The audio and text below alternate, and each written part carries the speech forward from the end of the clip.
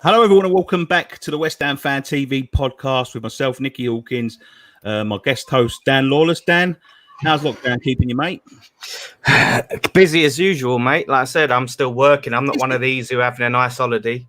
You know. Did you say busy? Busy. I'm busy. My life is in front of this webcam and this microphone now. I finish working and I come and see you and I do the same thing. This is my life. It's curtains drawn on a sunny day. That's it. You know, I'm trying to complete Disney Plus now. That's all right for some, isn't it? Yeah, I've literally got nothing to, apart from the stuff that we're working on for the channel. We played Blockbusters again today. You'd like this, Chris. I'm going to introduce my guest in a second. We've started a series now where we're playing Blockbusters with the members of West Ham Fan TV. You're very welcome to have a go, mate. It's a very simple game. Yeah. We're calling it Lockdown Busters, and instead of the gold run, is the chicken run. So if you haven't checked that out, go and check that out on the channel. Episode 1 is up. Episode 2 will be up a little bit later. We have got a guest today, Dan. Yep. Award-winning podcast. He's a podcast veteran. He's done all sorts. Award-winning with KUMB podcast. A host of the brilliant Quickly Kevin and the brand new Footballer's Guide to Football with Marlon, Harewood and Carlton, our very own. All sorts of stuff. Obviously does a match day, the stuff on a match day for West Ham United. I'm pleased to welcome Chris Scull. Chris, how you doing, mate? Good, man. Thank you for having me. Was it 4 years since I interviewed you on my podcast, News of Our I know, mate. Here you are. It's taken you 4 years to return the favour. It took a global pandemic for you to get desperate enough to ask me. It's taken me 4 years to get the podcast going because we did have plans to do it a couple of years ago, but we done a pilot a couple of years ago, didn't we? Yeah, that's correct. Yeah, we done the pilot. And... Well, you've been busy. We've established that. No, you've been busy completing Disney Plus, you know, so it gets in the way of podcasting, doesn't it? You know, man, The Simpsons is a long series. I'll tell you. Oh, jeez, that's unbearable. I actually looked at that Disney Plus. I thought there's not enough stuff on it. Is there really? Okay. Loads. All of The Simpsons. What series of Simpsons are we on now? 400. 31 series, is that all? The thing is, now they've brought Fox and all of that stuff, you're going to get all the Fox stuff on there, isn't it? Like, they're going to start to have Family Guy or whatever, whoever Fox owns. While we're talking about content, have you noticed that Robert Banks has got a YouTube channel and he started putting up season reviews? It is of West Ham going back into the 80s. Like, whenever there a season review came out, he's put them on YouTube. It is sensational. If you're a West Ham fan, you have to go back. So I'm going through... An Irrational Hatred. Yeah, it's an Irrational Hatred. Find him on YouTube. He's got all the season reviews up there. It is sensational to go back. There's a lot of revisionist history of West Ham. I've been watching it. Some of the goals Ludo concedes in the early 90s. I couldn't believe it. It's really made me have to rethink about. Without social media, it's a different story. The folklore behind Ludo is one that I won't get into. I don't think he was great. As well, like the memories of West Ham. I have such fond memories of that early 90s. It's like 93, 94, 92. I don't remember us ever losing. And you watch these season reviews and it's like, we're losing every week. Yeah, we get I don't remember these games. I remember like beating Spurs away and like some of the thrillers at home under the lights. And you watch these things like, I wonder if that's how people will look back on the seasons that we're living, you know, these seasons. 100%. We're all moaning about it, and then people going, oh, yeah, do you remember the Spurs away or Chelsea at home? And I honestly don't think there was such an onus on winning. There wasn't like as much pressure on the manager. You know, if you look up to in our history, up to like, I think it was Roda, we'd had like 8 managers in our whole history. Yeah. Something like that. Do you know what I mean? It's mental. I think football's changed like massively. You know, if you don't win 3 games, money's changed the game, mate. The TV money, all of that, it's changed it massively. And I think I'd say we're all roughly similar age. Like we were probably like when you're in the early 90s. I think as a teenager, maybe just before that, you're really into football, and then as you get older, I think you just get a bit more cynical about it. And like, I was looking at that top you're wearing, Dan. It was like, I don't know when in the last kind of 15 years. I know it's roughly in the last 15 years, but is it like 2007 or 2011? Yeah. They all just kind of blend into one. I think this is Pardew era. I think this is what's that? 06 then? Yeah, I think it's 06. Yeah, I've had it a long old time. Just peeling and that. But yeah, you're right. You look at it like kicks and that, and you're like, when even was that? Everything just blurs and blends into one. I think, do you know what? After the FA Cup final in 2006, all West Ham seasons, bar probably the Great Escape, just blur into one a bit for me. I can't really. What's that? Yeah, last year at Berlin. Okay, that's an exception. But the rest are kind of like when did Matthew Upson play for us? I don't really remember. It could have been any. I know roughly. I could get it down to a few years, but it's a one big blob of time. Funny you should say that, because Matthew Upson, right? Bearing in mind he was our captain for a good few years. I forgot he even played for us. Yeah. Wow. Yeah. Somebody asked me a question about that time here the other day, and they was like, I remember Manuel da Costa, but I don't remember Matthew Upson. That's a weird one. We used to sing about. He was in a song about Upson after he left. Who was it? Was it Everton? No, was it Noble? We used to say, and he's better than Upson. Who was that? I can't remember. He was in one of a song, but anyway, I remember. Yeah, from the memory, but it's a weird one that you'd remember Costa, but not. Yeah, Upson. They asked me about who played in that team, and I was like, Manuel da Costa would have definitely played. And I was like, no, it's Matthew Upson. I was like, what? Oh yeah, I forgot about him. Alberto Solano, that's around that time as well, isn't it? Nobby Solano, yeah. God, Jesus Christ. Back some now. So what was your first game, Chris? Yeah, so I don't know. The first game I really remember. So I started going to games in the season we went down, 91, 92. I went to a couple of games, but I don't know exactly when they are. But I definitely went to the first game I really remember was the first game after Bobby Moore died in 92, 93, which is against Wolves, I think. So that like February 93, I really remember that. And then I remember going to games after that. But I really also remember Sheffield United at home, as that was the first time, and then 93, 94, because that was my first season ticket. But that 92, 93 season was when I really got into West Ham. And that's a great season review to go back and watch, because we win a lot in that season. My first game was in 92. Oh, really? That was I was 10. And that was a 6-0 win against Sunderland. Wow. And that's when I really started to get the bug. And I think maybe I was just probably a year after you, because the year after I remember going to a few games, because back then I used to pay sort of £3-4 on the door, on the gate, on the old South Bank, And I remember going to one where I paid £5 to get in against Liverpool. A £5, yeah, against Liverpool. We lost 2-1. And then that's when I really started getting the bug. And I think it was about 94, 95. I got my first season ticket. And I started to sort of really get into it there. It's when was yours, man? You never told me yours. No, because the thing is, I know roughly when it is. And I think I know who it is against. But I don't vividly really remember my first game. I know it was Kids for a Quid. And I want to say, I think it was Ipswich. I tried Kids for a Quid. What, like, that's after 2000, isn't it? Yeah, well, it is. What? Yeah, it was. Yeah, I didn't go to. How old are you? 32. But I was quite old. What were you doing in the 90s? Well, the thing is that my uncle was the one who took me. You see, because my mum never had the money, and they didn't start doing Kids for a Quid until later on. So we never really had the money. My mum never had the money to take me. It was never there. So one day when they had brought it out for that Kids for a Quid, I was at my nan's. My uncle just came and said, "Right, we're going West Ham." That would have been a Bolton or a Derby or something. I think it was Ipswich. I feel like it was Ipswich. And I looked around that time. I think it was like 2001 season or something. We played Ipswich in the Cup.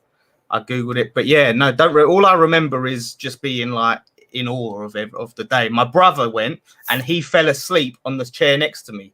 It was pretty much full stadium. Thousands of screaming fans, noise as you like. My brother was curled up on the seat like that. And I tell you when it was as well at the time. I remember we had the Hammerettes. Oh, Hammerettes, man. It was funny actually. I was going to bring it up talking to Chris, because obviously Chris is involved in halftime, run the show. Yeah, you're the halftime man. You know, and just thinking about the halftime stuff, it's a hard thing to. I was wondering how people come up with stuff like that, the halftime stuff, but I found the Hammerettes very cringeworthy. It was so American. It was just, I hated it. It was, when you look at that kind of 90s time, it's quite a naive time, isn't it? Because the Premier League is just exploding. And so we're looking around the world to see what other people do in this kind of new age of sports. And so they're looking at America and it's kind of cheerleaders, isn't it? But the Hammerettes, I mean, it's bizarre that happened. But at the half time, you just look at the pitch and a bunch of girls dancing. It wasn't like spectacular. It was like 8 of them. Yeah, and they used to sell raffle tickets before the game as well. They done a thing to try and a few years ago, I think it was about 5 years ago or something. They tried to bring it back, like they started getting up all of these new Hammerettes and trying to bring back the Hammerettes at West Ham, and they had a social media account and everything. And I was thinking, God, no, please, no. It was just so awkward. I used to sit there with family members. You're watching these cheerleaders dancing. It was weird. I actually knew a few of the Hammerettes. Did you? Drinking with them, yeah. I still know. Yeah, some of them I still know. Yeah. Really? Have they stood the test of time? Are they still? Could they? Yeah, they have. They their ex-Hammerettes. They've kept themselves nice and fit. You never know, Chris. You might be introducing the Hammerettes at the London Stadium. Here they are everywhere. I feel like now, I mean, people kick off about popcorn. So if you tried to bring the Hammerettes back, they'd, it really kick off, wouldn't it? But I saw a lot of West Ham fans were like, when they had that little social media thing, they was going, "Oh yeah, bring them back. Let's have the Hammerettes back." And I'm thinking, if you talk about popcorn, I said that's even worse, like cheerleaders at football. I don't know what reaction the Hammerettes were meant to provoke, but I never was like, "Whoa, yeah." Right, what is this? I don't go to football for 4. It's a weird thing, but with the halftime stuff, right? I don't know whether we want to go into what you do. Yeah. But no, now or late. But with the heart, as we're on it, how do they come up with the stuff like obviously beat the Batak and all of that? I know obviously it's led by partnerships and things like that. That's usually they sponsor the halftime thing. But are they telling you, right, we want you to do beat the Batak, or are they saying, right, we want to sponsor the halftime? And then a team, you guys got to say, right, what should we do? And then you come up with a game. How does it work? Well, so we have like the season-long competition, which this season is kicking it with Experience Kiss Me, which is like you kick the ball in the hole and you got 30 seconds. That's something that will run all season, and it's got a sponsor attached to it, and there's a big prize at the end.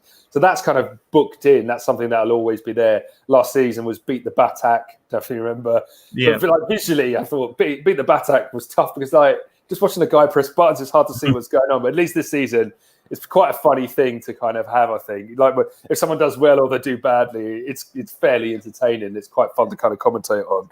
So that's kind of booked in. And then everything else, we have like an events team. So if there's a special occasion, like a certain player come over from abroad, or like Isle Berkovic, for example, we'll do an interview with them, or a charity thing. Everything else is a bit more fluid. So before the game, we usually do one kind of charity interview with a specific charity. There'll be an ex-player interview as well before the game. And then at half-time, it tends to be that, and maybe a tweet that goal competition or any other thing that's kind of going on that day. Yes. I'd like to be involved in some of the bigger things that's happened, like the Billy Bond stand and all that sort of stuff, because he got quite emotional that day, didn't he? And it was quite an emotional day. Yeah, it's really surreal sometimes. Like I was watching these season reviews back. It's like I know so many of these people, but I don't connect like Ian Bishop, the player I grew up like loving, with the Ian Bishop I know now, or the Martin Allen I know now. They feel like two different people. And that Billy Bonds day was really surreal because they got a lot of the ex-pros that had played with Billy or been managed by him, and they were all in the tunnel beforehand. And if you remember, they all came out to the side of the pitch. Yeah. It was like I knew them all, and I was like chatting to them beforehand. And there was a funny moment where they were all lined up, and Brian Deere said to me, he was obviously part of the 65 Cup Winners' Cup winning team. He said to me, "You didn't play. Did you play for West Ham?" I was like, I thought for a second, well, maybe he thinks I actually did play for West Ham. So I was like, no, I never played for West Ham. And he was like, no, I didn't think so. So fuck off. Get out of the tunnel. That's a joke. That's a joke. But yeah, it was a really, really, it's amazing to be part of the club. And it's really emotional days. And it's such an honour and a privilege to have relationships with all those players that I look up to, idolising and still idolise now. I don't take it for granted for a second. It's really the way you got found, Chris, was a competition, wasn't it? Yeah, kind of. But they already knew me before that competition, and yeah, I don't really know what happened with all that. But it just kind of.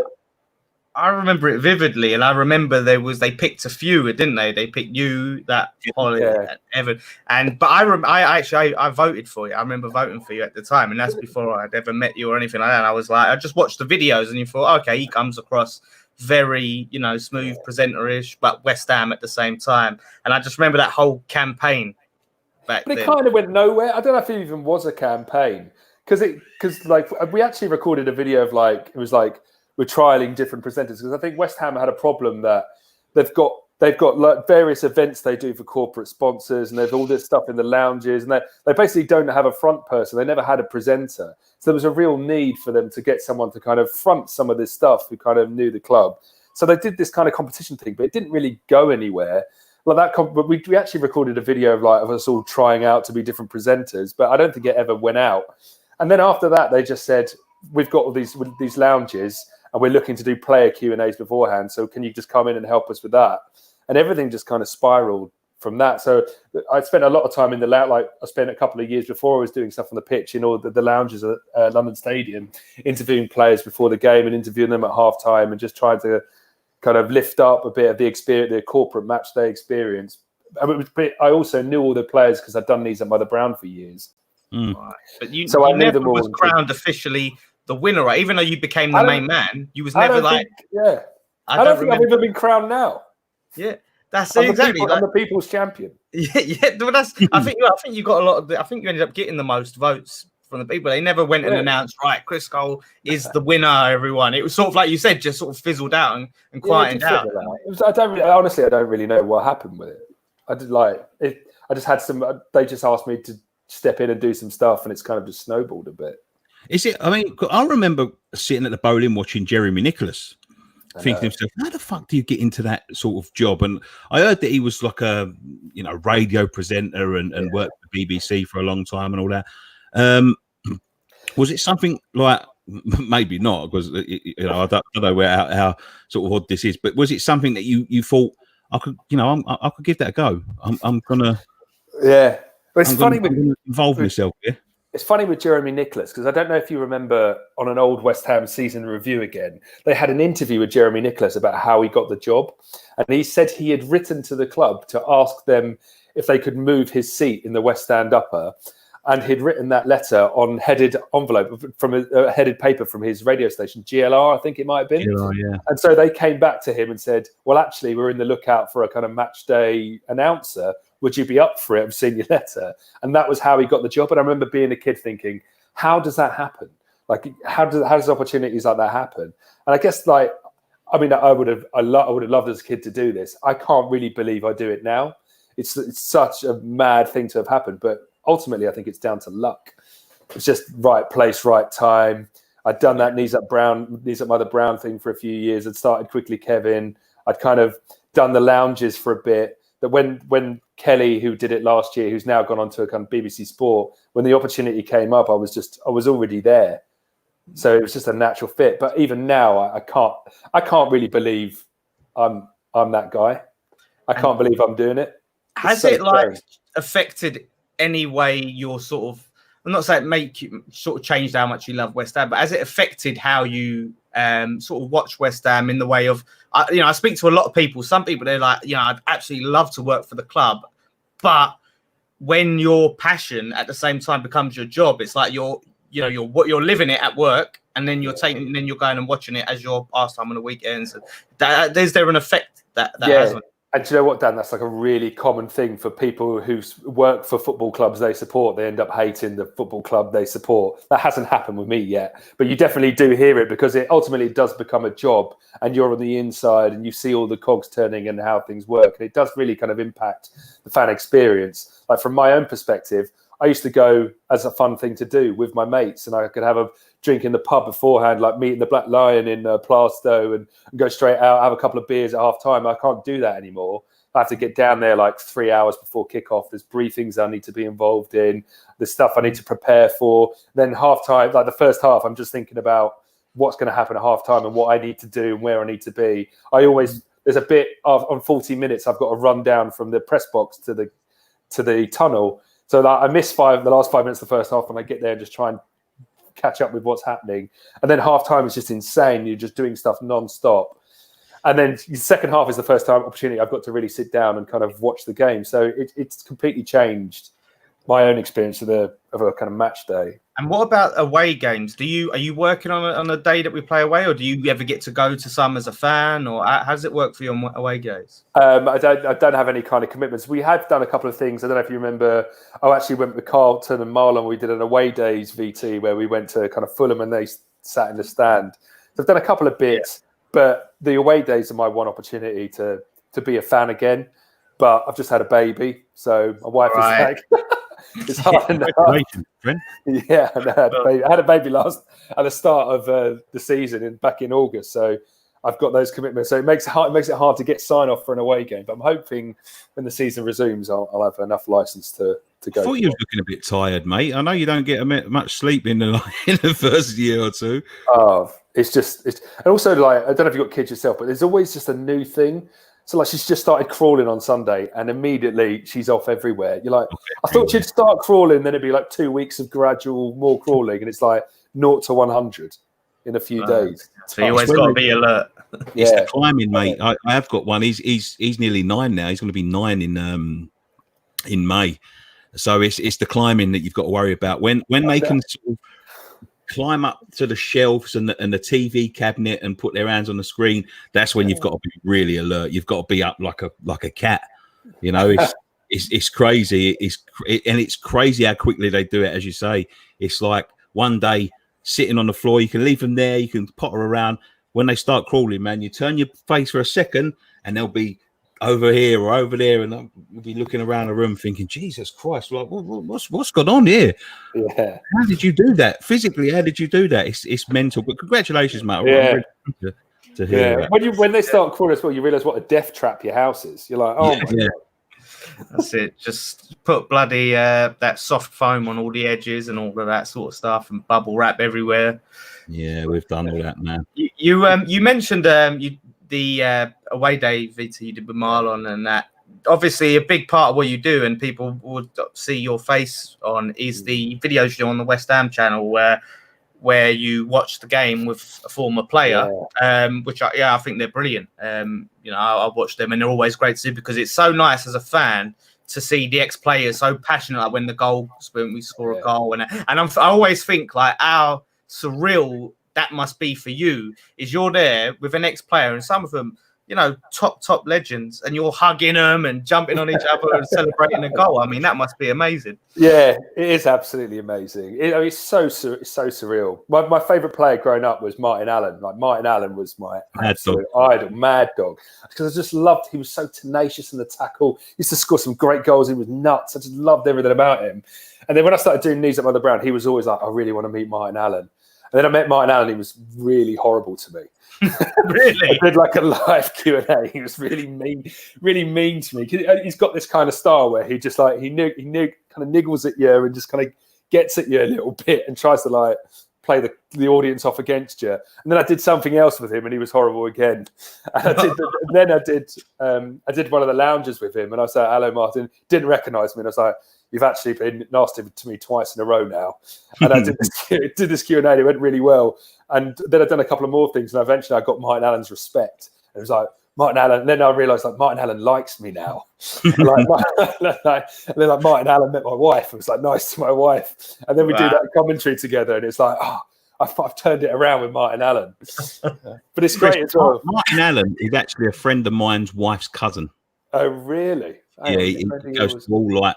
Yeah, whenever anyone says pretty close. Yeah, a friend of your wife's cousin. He's my friend's wife's cousin. Like first cousin. And like he's telling me, my friend tells me all sorts of stories about when they go to like family parties and stuff, and like how just fucking crackers he is. I don't call him mad dog for nothing, mate. I'll tell you. Yeah, the stories you hear about him. Yeah. When he first did the commentary with me, I think he'd had a heart attack like 6 months before, and it was his first kind of day out, and he ate 2 hot dogs, and you're like, Martin, you had a heart attack 6 months ago. What are you doing? Like pouring mustard all over it. I was like, oh my word, jeez. You started the KUM. I mean, I assume you did. I assume you started the KUMB podcast. Yeah. With Longer's core, you got to be going back 10 years now, surely. Probably like 2011, 12, maybe. Yeah, something like that. So I used to work in TV. I used to work on Big Brother, and James was like a hotshot young executive producer. He was running Big Brother's Big Mouth, the series after Russell Brand left, and I was like in charge of all like the kind of graphic design and the broadcast graphics. And so I would sit in a truck with James, and we both worked out we love West Ham. And then like when I was at university, I'd always done radio stuff, and I worked for like the university radio station, and I knew how to kind of do audio, and I knew about podcasts, and I really wanted to do something, and I just felt like there wasn't. I mean, now there's loads of West Ham podcasts. I mean, I'm on one right now. There's quite a few different West Ham, but back when we talked about it, there wasn't really anything. There wasn't no West Ham content, and also James was good mates with Ben Shepherd, so it had decent contacts with a lot of the ex-footballers. Yeah. So I used to write articles for Graham on Knees Up by the Brown. So I had it in the back of my head about doing this West Ham podcast and probably doing it with Knees Up by the Brown because they had the platform. And then one night I went to this weird theatre. I hadn't seen James in a couple of years. And I went to this weird theatre play, like this immersive weird theatre thing. It was absolutely awful with loads of nudity. And James was there.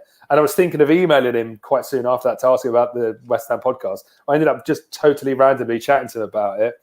And the rest is history. It was like, yeah, let's do it. So we just started in a little studio. My mate had a radio studio in Soho. So we just started recording topical conversations about what was happening in West Ham. We always wanted to get other guests in, like people who did other fan sites. So like tried to get Gary from Olas on, had yourself on, West Ham Fan TV, any other kind of West Ham fan who was turning stuff out, wanted to get, I'm going to get that full experience of West Ham fans. And then we got on people. We had Rob Pritchard on from the club, and also some of the ex-players as well. So we ended up creating this great kind of network, and it did really well. Well, I'll be honest. It was sorry to interrupt you. Yeah. It was the thing that got me into West Ham content. Yeah. It was the only, as you say, at the time, it was the only thing around. I mean, I don't remember much. I know that. More than just a podcast, Claret and Hugh one was around not long after that, or maybe the same time. But I thought Sean was boring. He used to bore me to tears, and I've had him on a couple of weeks ago.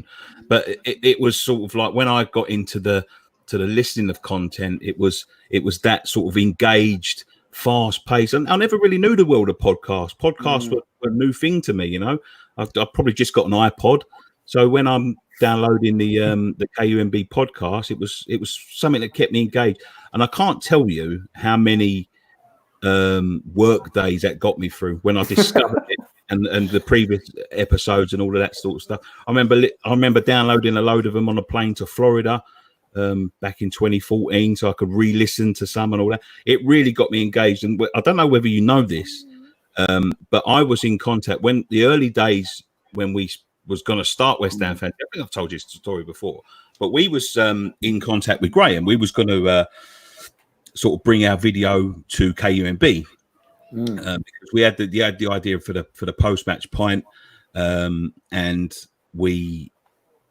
contacted because we didn't have a fucking clue. None of us have worked in TV. None of us have operated a camera or a microphone or anything like that. And I had this idea just off the back. I can't remember what it was. And I said to Graham, would you be interested in publishing this? He's like, well, I think Arsenal Fan TV were just coming around then. He's like, actually, we're looking to get into video as well. So yeah, we'd be more than interested. So he put me in contact with James because I was like, Graham, I ain't got a clue what the fuck I'm doing. So someone's going to have to point me in the right direction. And he's like, James works in TV. James will tell you. Yeah. So with the advice of him, we went backwards and forwards, exchanged emails. And in the end, I think Graham just went off the idea. I think he must have thought these lot are just doing what they were thinking about doing. And then we was going to drop the whole thing. We was like, oh, I don't know what to do now. But James kept us going, give us some more advice, and we went it on our own. So whether he wants to admit this or not, he was an actual influence on why West Ham Fan TV exists. Really? Wow. Going to be a good thing or a bad thing. Well, he's top man, James. He's very generous of his time like that. That doesn't surprise me. He's always keen to help anyone who kind of needs his expertise. It doesn't surprise me. We took none of it. He's to blame. Yeah, it's to blame. Yeah, he's to blame. So if anyone's got any complaints, you can get him on Twitter or whatever, But what was the KUMB podcast? Mate, it runs for. Sorry, Dan. No, I was just saying. You said about the advice. I was saying, what was some of the key advice? What was the things he was saying to do? I didn't take none of it. What was it? What was it that you ignored? Who knows? We could have 100,000. It was too complicated for me. It was like, yeah, well, if you're going to make like TV, you're going to have like 6 cameras, and I'm like, wow, I've got this one that like, I've found, and he's like, if you look at this guy over here, his name's Liam Spence. He's got like a studio. If you've got a studio, I was like, no, we've got like a bar. And he's like, oh, right, okay. You're going to have to multi-camera it. And I was like, we've only got one holiday camera that we've bought back from Ibiza. And he's like, okay, well, you're going to have like, the sound's got to be good. And I was like, I've got a dictaphone. And he must have just thought, I don't know what the fuck he's going to produce, but it's, I don't know what. It is hard when you look at the people who've been successful at starting their own kind of thing and content in football, going back years. They've always had like a bit of a leg up in that area. I mean, you're there now, but it took some time. Like I worked on BBC Formula 1 for 2 years, so I knew how to put together a sports broadcast. And Robbie from Arsenal Fan TV, he's got a brother who works in the media industry as well. So it's like it's not. I think things are a bit more of a meritocracy now. You can get involved and create content fairly easily, but to do good stuff, there's generally you need a bit of kind of back and a bit of knowledge of how stuff works to be able to kind of pull it off, or you just need the time, like yourself, to eventually get used to it and figure out what works. Well, we was very lucky with the. I mean, when we first started creating it, I never thought it was going to be watched by anybody but my mum and maybe my dad every now and then, and maybe a couple of friends of ours, but we 25 million views I think we've had on YouTube, and that's amazing. Yeah, and it keeps on growing, and we owe it to the fans of what we do, really, because we still don't know what the fuck we're doing, Chris, and we're still grinding. You can tell that sometimes. You can tell that. Yeah. Let's carry on talking about KUMB. How many seasons? I don't know. I think 5, something like that. 5 or 6, yeah. Yeah. Bianca took over from James. Bianca took over for a little bit. That's right. Yeah, and that was fun as well. Got some good guests, and we had Danny Dyer on, Tommy Walsh. Those latter days of KUMB were a lot of fun.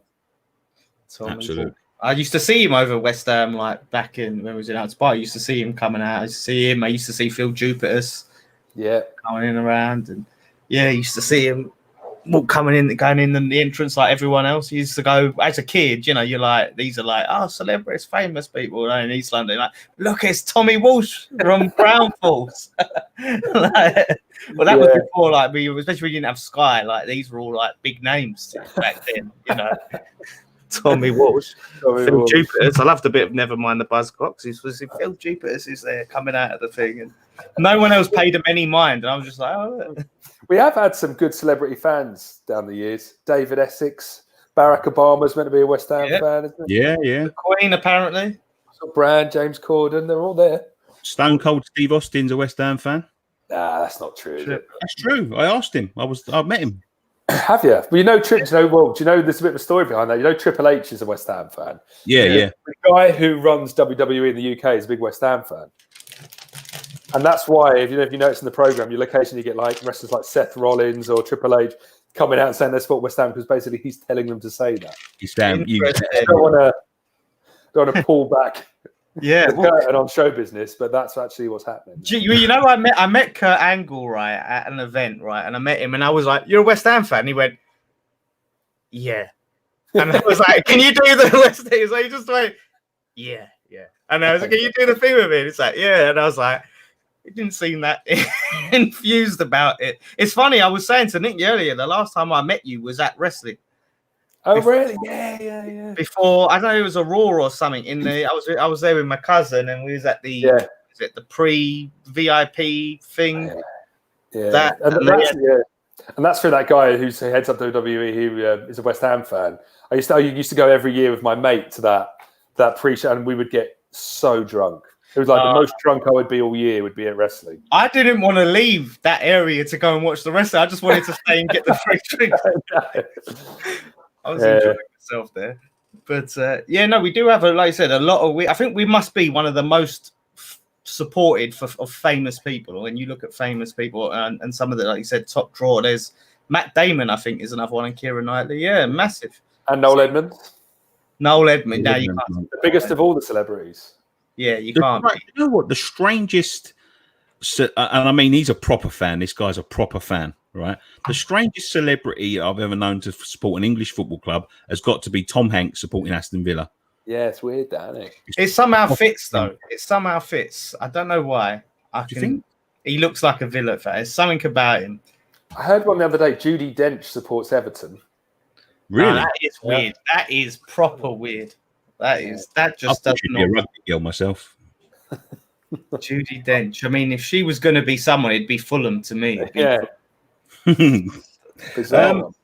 So when it finished, you finished the KUMB podcast, mate. Yeah. Was there any reason that you just had enough, or got a little bit? I kind of felt like I've been doing it long enough. We'd kind of interviewed everyone we really wanted to speak to. We'd done all the player interviews. And I just felt it was time to do something else. I kind of felt like we'd done as much as we were going to do. It was just, we were kind of just doing the same thing again and again. I was like, I want to do something else. And then around that time, Josh Widicombe, who's a mate of mine, got taken off Fighting Talk. He was doing Fighting Talk. And then Fighting Talk ended. Colin Murray came back. So Josh was out of a radio show and I just ended this. And so we're on holiday one day and I suggested, what if we did a podcast about this period of our lives where we absolutely loved football, where it was all we could think about, all these 90s legends who are now out of the game almost, or retired, and can tell us the stories about what was going on at those times, and speak to broadcasters and people our age who lived through the 90s and just find out what was it like to be a fan of all these different clubs.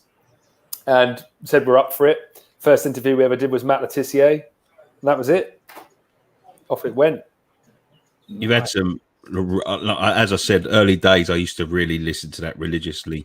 I love Josh Widicombe as well. Do you know what? I found the podcast. I didn't know you was doing it. I watched Josh, the TV show. Yeah. And I thought, I like this guy. This guy's funny. I wonder if he does anything else. Googled him, got this podcast, and bosh, there you are on it with him. I thought, what's the odds of that? So yeah, I mean, what's some of the most interesting? Because 90s is when we grew up. So what's some of the interesting stories you found? I guess like the similar to like meeting your heroes like mine, Alan. I've met a lot of 90s footballers now who you're like, oh my god, this guy's mad. Like Paul Merson. So like Paul Merson we met, and I think he doesn't get a train anywhere. He always gets a car because he needs to know. He told us, I need to know I can get out. I need to know I can get out at any time. It's like his opening bit of the conversation. And he wouldn't drink tap water. Everything had to be bottled. You're like, oh my god, this guy.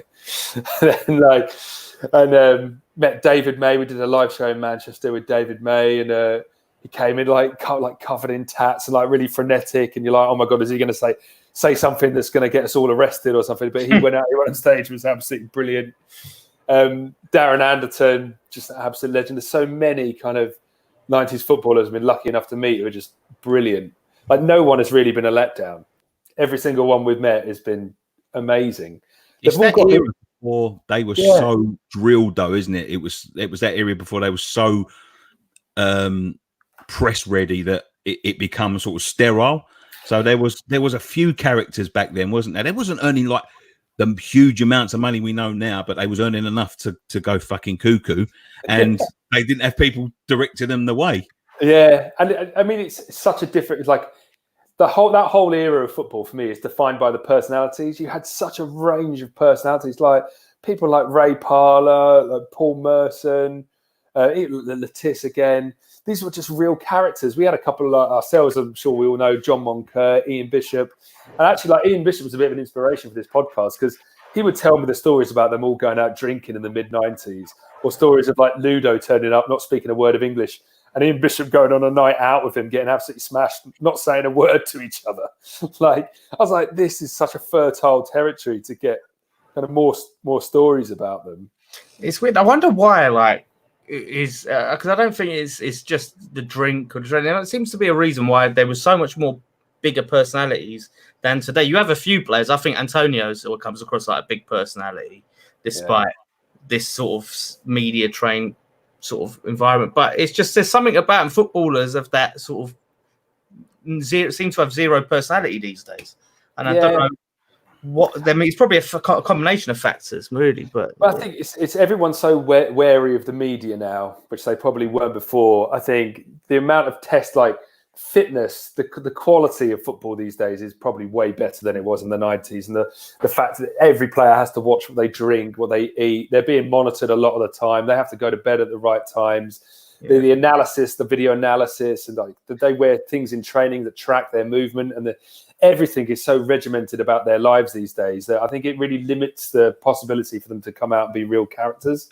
The thing is, with these smartphones now, right? Imagine if they had these back in the 90s and that people when the players were out in nightclubs and all of that sort of stuff. Like, I think you also got the sort of like, I don't know whether I'll just imagine this, but in the 90s, you could go out and find some world-class footballer that would sign for West Ham or a Man City or whoever would be like middle of the league, and you could buy him for like £1 million. Mm-hmm. You know, like a Lyle Berkovic or something, cost us like £1.5 million. That guy was class. He was world class. Yeah. And then like Kincladze, would you ever see Kincladze signing for a Burnley now? Never, not in a million years. But it was this period where the money had just come in. The money was building up. They was attracting, because of the formation of Premier League, they was attracting the big stars from like across the world. Everyone wanted to come and play in the Premier League. But you had like mixed in with them, you had some guy that had been playing like lower league football in the 80s that was used to like eating fry-ups in the morning and then drinking like 12 pints of beer after, and it was all mixing. And I think that created so many characters in the game. If you look at like some of the foreigners that come over at the time must have been thinking, what the fuck? Especially like the stories at West Ham. You know what I mean? Like when you see like French internationals and Italian internationals coming over to sign for West Ham. I mean, Di Canio was a mad one because apparently he was like so dedicated to his training, so dedicated to, you know, live, breathe football. When he was like mixing with the likes of Monks and fucking Hearts and things like that, and he must have been thinking like, what the fuck is going on here? Yeah, you're right. You look at like someone like Chelsea in the mid-90s, so they had Dennis Wise, who's come from the crazy gang, like shitting in each other's shoes and all that stuff. And then like next thing, he's in the team with Ruud Gullit, who's like won European championships. Yeah, it's like European star. There's such a clash of cultures in the 90s. Yeah, I think it was brilliant. I think everyone was just so desperate to come to the Premier League, and it wasn't overly flooded with money then. To be honest, I think it was a more simple time. It was a more simple. I was saying this today, actually. You know, you look at Newcastle getting bought out by the Saudis, and that's pretty much the only way a team of our size or Newcastle is going to go on and win big honours now. You've got to be taken over, and you've got to have hundreds of millions of pounds pumped in. Whereas in the 90s, like Everton won the FA Cup in the mid-90s. We should have beaten Luton in 93, 94 and gone to the semi where we would have played Chelsea. We could have done United. You think like that in that period of time, it was possible that you could win honours. And it just feels like now it's not as much as of a prospect. You have to have that big investment to compete with the likes of City and Liverpool, and now probably Newcastle, which is it's a shame, isn't it? It's becoming a billionaire's playground, mate. Which is, you know, I was saying this the other day on Twitter. I just think that it's bad for the fan because, you know, the more billionaires come in, the more money that's involved in the game, the more transfer fee, and we end up footing the bill one way or the other. Like no matter what you think, we'll end up fitting. You know, we're into the days now of £150 replica shirts and things like that. You know what I mean? What's that? What's 150 for what? You can get. I swear down. Right, I went into Adidas about 2 months ago. Yeah, and you get like replica shirts that are £70, and then you get what they call. What did they call it? It's like player issue replica shirts. right. Oh, yeah, they're different. Yeah. I know Man United's regular one is £90. Yeah. £90. This is. I only learnt this recently, but the replica shirts you buy for like £50 aren't the kind of shirts that the players wear. No, you can buy that. They're slightly different, tougher material. The badge is made of different stuff. I mean, why would you want? Unless you're playing, why would you want one that they're actually playing in? I don't know. People buy. I think Arsenal sell them as well for like £200. Yeah, I think it's crazy. It's crazy, but that's what I'm saying. They're obviously, if there's a market for it, people will sell it, and that's unfortunately that's where we're getting to. But it's like it's funny. Like I said, when I mentioned before on a podcast, watching that Sunderland Till I Die program, it gives you this insight. And now, after watching that, I can just sort of picture some people in a room going, right, how else can we make a bit more money? This is where our profit margins are. We need to improve on them this year. What can we do? Why don't we sell these special shirts? People pay this much for a shirt, but you'll get a portion of people that will pay even more for this special type of shirt, and they'll go, yeah, and then they'll issue it. That sort of can see that's the cogs out it. They're the cogs that are turning in every business everywhere. Yeah, that's it. Like every business is trying to maximize the amount of revenue they're getting in. But I mean, I think what I was trying to think of what the solution to this would be, and I think it's probably like player wage caps, or like you wanted to go towards the American model where everything kind of evens out a bit more. And so like every club is competing with similar resources, and then maybe you can get rewarded for actually being the best, like doing the best with the resources, as opposed to like Newcastle just winning the league off the back of Saudi Arabia's oil resources. Yeah. When you look at like a lot of other sports, you watch sports like snooker and this, that, there's no, like, you can't get someone sponsoring Ronnie O'Sullivan and go, right, I'm going to buy him the super cue. Right, this cue, no one else can have this cue, and all of a sudden now he's got a lot of it is so many sports out there. It's based on skill and who is the best, like you said. But now it's money. Who has the most money? You can, and sometimes it's nice when you see that backfire on some teams, and the team with less money, Leicester happens and things like that. But it's rare. Yeah. That's the thing. But I know that the football's finished now, mate. Well, it's finished for the time being. What did you make of the season before we had to pack it up? And when you asked me that, when you said beforehand we'd talk about this season, right now I can't remember it. Yeah, it is. I think that's a good thing. Yeah. I mean, it's been such a difficult one, isn't it? I really believed in Pellegrini. I was really excited when we got him, and I thought this is going to be a big change for us, and we're really going to start competing. And I just don't really know what happened to us in that first half of the season. I mean, it feels like another life right now, but I also thought we were kind of unlucky. Like, we were losing, but it was always like, I feel like we were unlucky to have lost that. Some of the crucial games he lost. But then I do think there's a book that someone was telling me about recently. I think it might be Michael Cox. But this book is really glowing, and it's of its kind of analysis of David Moyes and how he sets clubs up for success. And I don't think he really got the chance at Sunderland. I think he had his fingers burnt at Man United. And when you look at how he did there, actually, he kind of did all right compared to everyone who came after.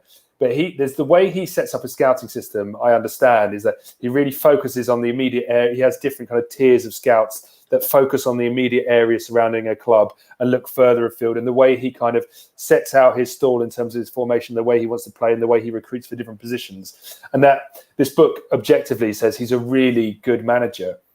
And everyone I speak to who kind of deals with him, and I've met him a couple of times myself, I've never really heard a bad word said about the way he conducts his business in the dressing room, the way he kind of conducts the business and the formations, and the fact that players want to play with him, play for him.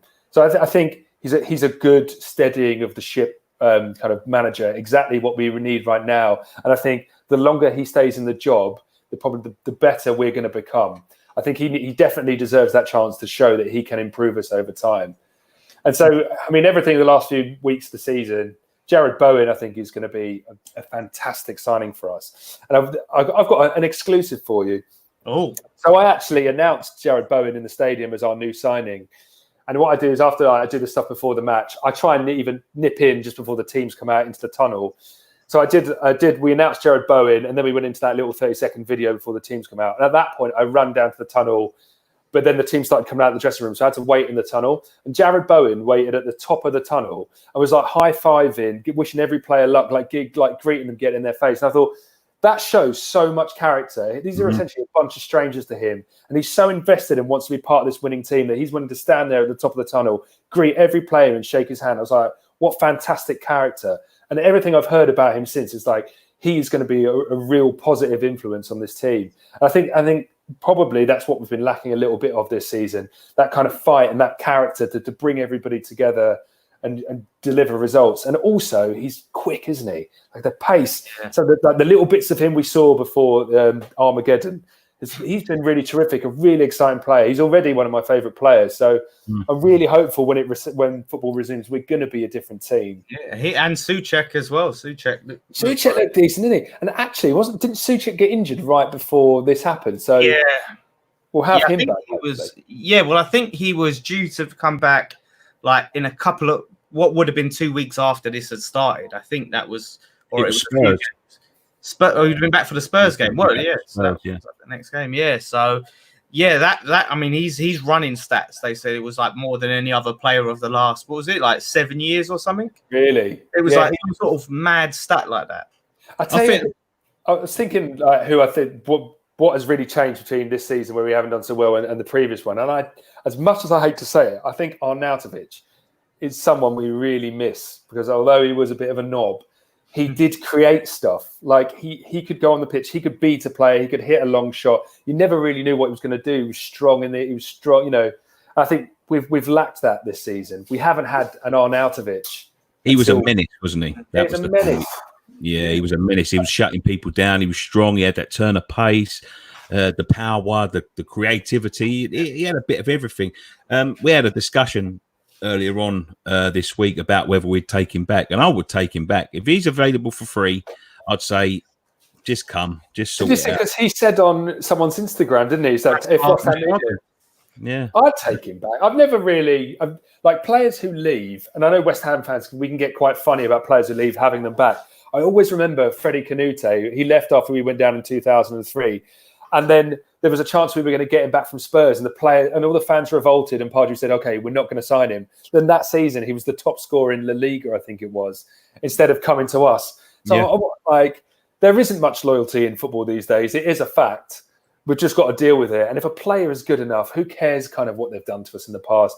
It's all about the now and in the future. And I think Arnautovic would make a good addition. I've always found it strange. I know with the Arnautovic and stuff, you know, when we take a player in and put him so close to our hearts, like we did with Payet, like we did with Arnautovic, it's always a bit of a stickler. But what I always have to the way I think about it is this.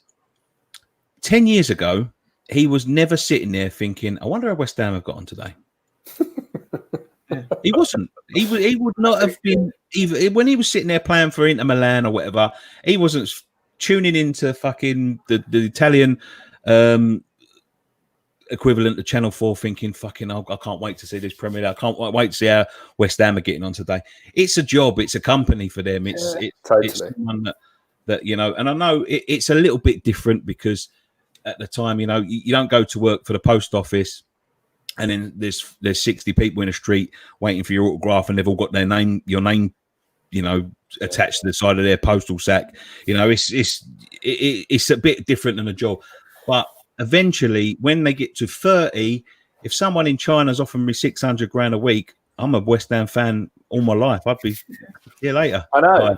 If Chelsea come along and say, Chris, we want you to do the halftime stuff at Stamford Bridge for 5 times the money, I'm going to be in a tough situation. Well, this is it, and this is what I was saying. I don't think I said it on the show we did, but I think I said it in the WhatsApp group. Is football players, they have very short careers and very little prospects for making money post the game.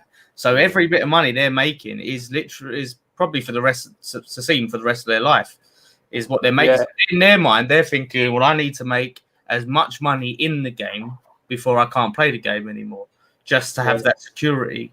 Because don't forget they've got agents as well who get their 12.5% or whatever it is, whipping up like every transfer move. They get a bit more money. And as someone like Arnautovic, if you're his agent and he's at the end of his career, that West Ham contract he signed would have been the last contract of his career, but he can go to Shanghai and quadruple the money, and so that agent's getting a cut of it. It's in his interest to make that move happen. So the agent's his brother.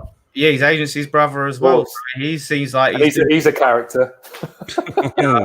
Yeah, he came on and he had a pop at the fans, didn't he? He said, listen, you've had him. He's done good for you guys. You can't, But weirdly, going back to the season, I mean, when we finished, which is such a frustrating. Obviously, there's nothing more important than what's going on at the moment in the world, But in terms of football, the most frustrating thing I found about the end of the season, was the fact that we just looked like we'd turned the corner. We just looked like we put on a fantastic performance at Liverpool.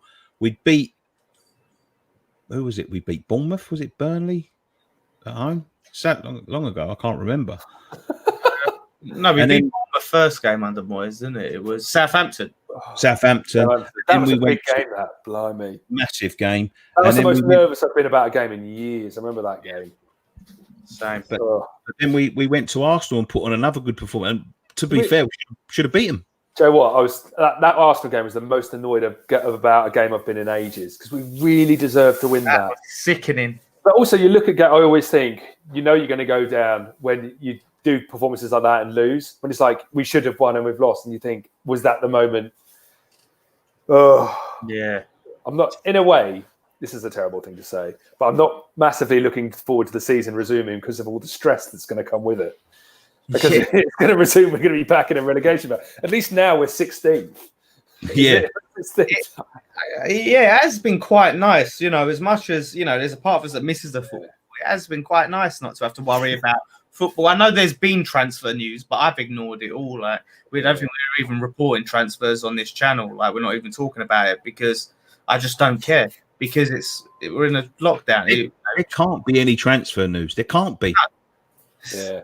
It's mad. It can't be. I'm seeing, like, over the last few weeks, I'm looking at Twitter, and look, I know we've all got to come up with content. I know that we're a bit starved of content in a minute. But, like, if you believed everything I've been reading over the last few weeks, we're looking at about £400 million worth of players. And I'm thinking, Jesus Christ. We're signing this duo from Nottingham Forest for 25 mil. We're looking at this guy for 16 mil. And I'm thinking to myself, like, we don't know what state the world's going to be in, let alone a transfer window. I know. So it's funny. I spoke to some people in football where I said, like, what's going to happen with players' contracts when they expire in the summer, and what's going to happen about the resumption of the league? And like, people, a few weeks back, people going, don't know, no idea what's going to happen with that stuff. I'm not sure we even really know now, like, players' contracts. If it expires, are they just going to delay it a little bit? It's strange times. Well, I was listening to Lee Bowyer, and he was making a case for the season being null and voided, because he was talking about, his personal situation at Charlton. And he's like, we told people in January, we're not going to renew your contract. At the end of the season, you're going to have to find yourself a new club. 30th of June, you're out the door, blah, blah, blah, blah. And he's like, and now they want us to go over into July, and I've got to go and ask these guys, can you play another 5 games for me? He says, like, some people are like, got moves lined up and all that. They're in the twilight of their career. Are they going to be risking injuries and stuff to get the next move because they know they're not staying with us? Are they going to be giving everything? It's going to be so. The thing is, me personally, I can't see how they're going to do this, because we're getting to the point now where we've had basically a summer break. What the players have a summer break, and it takes them like 6 weeks to get up to speed again.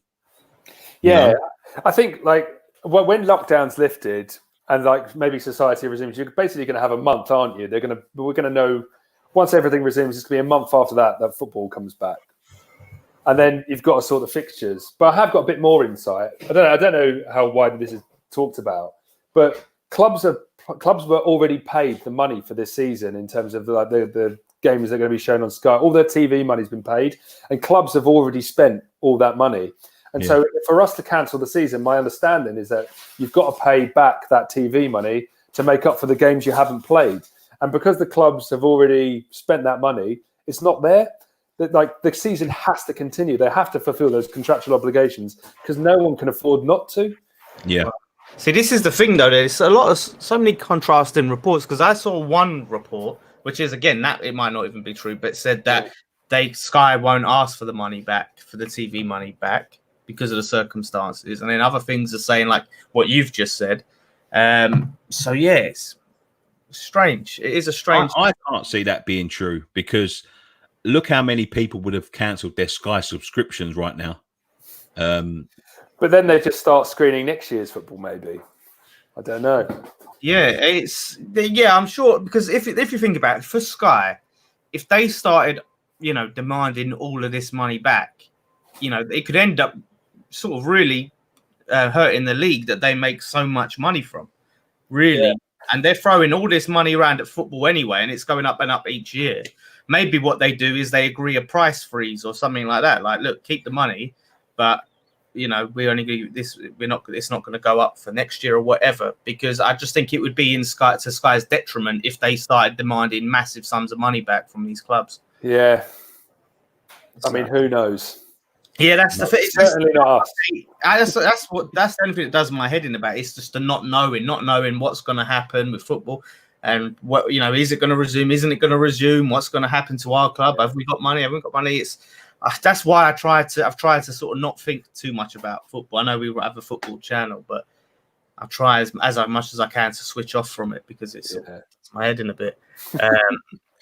But before we went on air, you were saying we was talking a little bit about your role at the stadium and sort of how maybe some other fans perceive you working for the club now and things like that. And you said you have some stories of interactions that you've had. Well, I will say this. Broader. No one's ever really kind of. I've never had any kind of criticism or like I sold out or anything like that. I've been quite fortunate in that regard. But the worst thing that's happened in my time with the club is that we do this the halftime kicking it experience kissing me where you kick the balls in the goal. When we first started doing that, one of the contestants was a bit nervous or something. So to kind of put them at ease a bit, I was like, I'll show you how to kick it in the goal. So I went to kick it in the goal and I was aiming for the top left corner and I missed it. And the thing is right next to the stand. So the ball curled over the goal and our spotters weren't in position because they stopped the balls hitting the crowd. And I hit this guy in the front row while he was eating his chips right in the face. And I was like, oh my God. And this guy was absolutely fuming. And I kind of went I was in shock. I had my hands on my mouth going, sorry. And they're like, 3, 2, 1. And so I have to do it. So I'm doing it. And the whole time I'm thinking, this guy is going to execute me. He's going to jump over the barriers and beat me up. And finished it. And I went over there and I was like, I'm really sorry. And he was just fuming. He just weren't having it. I was like, it was an accident. Oh, man, that is easily the worst thing that's happened to me. Was there power? Did you have quite a lot of power on that shot? No, so it was a floaty, curly inside foot. See, I would have found that funny. If it hit me, people, all of my friends and family would be laughing. And mate, you don't know how much them fucking chips cost. Well, yeah. That is true. But then if we'll be out to get them, we're more falling for buying them. But yeah, it's it's a crazy thing. Like I said, you're right there with all of these fans watching you. Thousands of fans. I know loads go to the bar, but you're still, when you're doing your thing, you're in front of thousands of people. Yeah. It must be pretty nerve-wracking in itself. You know what's weird? I find it harder talking to a room of 10 people than a stadium of 60,000. It's almost like it's anonymous. You can just. I have far more fun with it. Because you're just a camera, and no one's really watching anyway. You think half the time, but everyone's going for their chips or having a lager, so it's something that's on in the background. But I actually really enjoy doing the kind of halftime stuff. It's true because you can't. I suppose you can't really see the faces. It's when you can see people's faces and you can see people just staring blankly at you. That's when it starts to really are aware of yourself and you're thinking, The only time that you really get a good crowd, like if I introduce someone, you hear a big round of applause, or if we're doing kicking it and someone falls over or scores a top point and you hear the roar of the crowd, you're like, oh yeah, people are watching it. They're the only really times you notice. Recently, mate, you've started a brand new podcast, Footballer's Guide to Football. It's absolutely brilliant. It's brilliant insight. I was listening to the Jermaine Pennant one today, or a section of it anyway. Obviously, with our own Marlon, Harewood and Carlton Cole talking about growing up and making it in football and everything else that goes around that. How did that come up? Well, I can sort of guess how it came around. Well, so part of my responsibilities before I was doing the stuff at half time was to do the lounges, like I said. So I'd get a legend and you'd do a Q&A before the match, talk about old times, and then talk about the match today. And you'd run around and do that in like 3 different lounges. But in doing that, there's a lot of downtime. So I'm often like, I would be sat with Carlton and Marlon or whoever the legends are for like 2 hours, just sat down, having a beer, having a chat. And the stories they used to tell me, I'd be like, this is some of the best stuff I've ever heard. Why aren't you, like, I've never heard this stuff. The stuff, I don't know if you heard the episode on contracts and that goal bonus stuff. I was like, I'd never heard this information out there. I've been following football my whole life and I can't believe this is how it works. So they would just, every week, they would tell me some unbelievable stuff. And so I was like, why don't we just make a podcast? Let's just start it. We'll sit in a room and I'll just ask you these questions and just retell me the stuff you've already told me that I find unbelievable. And we'll just turn it into a podcast and see how it does. And then also get on all your mates from back in the day, like Jermaine Pennant and the Jimmy Bullards of this world, who used to have that kind of personality, who were possibly a bit more like 90s footballers in that kind of modern era. Just tell us how football works. And it's so much fun. And also, it's like really different to Quickly Kevin. It's a different kind of vibe. Podcast. And it's it's great. I'm loving it. Do you find it? I think a part of the show that's so gripping is the fact that Marlon and Carlton's experience seemed to be like chalk and cheese. Do you know what I mean? Like Carlton, he seems like he didn't really. He sort of fell into it, and Marlon, you know, his old man didn't want him to do it, and all of this sort of stuff. And I find that their experiences are so different. And I suppose when they bring more people in, you're going to see even more different paths into the game. Yeah, totally. And I always thought that they make such a good pairing for that kind of podcast because they have got such different experience, and they've also been to different clubs. And Marlon's a little bit older; he has a very different attitude to the attitude Carlton has, and they do really kind of bounce well off each other. Marlon won't tell you what his top goal bonus was, but Carlton will tell you. So they're really yin and yang. They make a great. Always makes for great bloody content, doesn't it? When you get that contrast. Yeah, and also like the other thing we used to do is we would also do corporate events. That'd be me, Carlton, and Marlon. And in these corporate events, I would always go completely off piece with the Q&A and ask them really random questions or try and stitch them up. And these corporate events used to go down so well. People would be like in floods of tears, and I was like, we've kind of practiced enough in front of a crowd to know what's good. And so there's so many elements to this kind of podcast that means it's different to Quickly Kevin, and it's real insight, and it's just so much fun to do. I suppose that's the thing, isn't it? The difference between with a live crowd, you're getting instant reaction. So you know, when you're doing a podcast, you're having to try and I suppose look at reviews or stuff like that to try and even then, not everyone's going to pick out like every single moment and go, well, this bit was good and this bit wasn't good. This bit was good. Whereas doing live stuff, every single thing you're saying, you can see the reaction of people. So when are we taking you on tour, Chris? I think let's get through this series first. But I think it has got some live shows in it. And if you're interested in coming to see me do a live podcast, Quickly Kevin is live in Manchester at the Lowry in November. The world should have resumed by then if you fancy come to see that. Any links you've got, mate, we'll put them in a link in the description in the YouTube video. Yeah. So where can we find you on Quickly Kevin? Where can we find you on Footballer's Guide to Football? Probably the best bet, go on my Twitter at CJ Scull, SCULL. And then Footballer's Guide, just go on your podcast app, type in Footballer's Guide.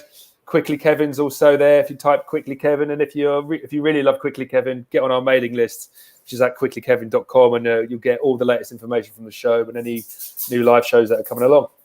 You don't need our help, but yeah, tickets, link in the description down below. I might even pop up for one, mate, because I really enjoy them.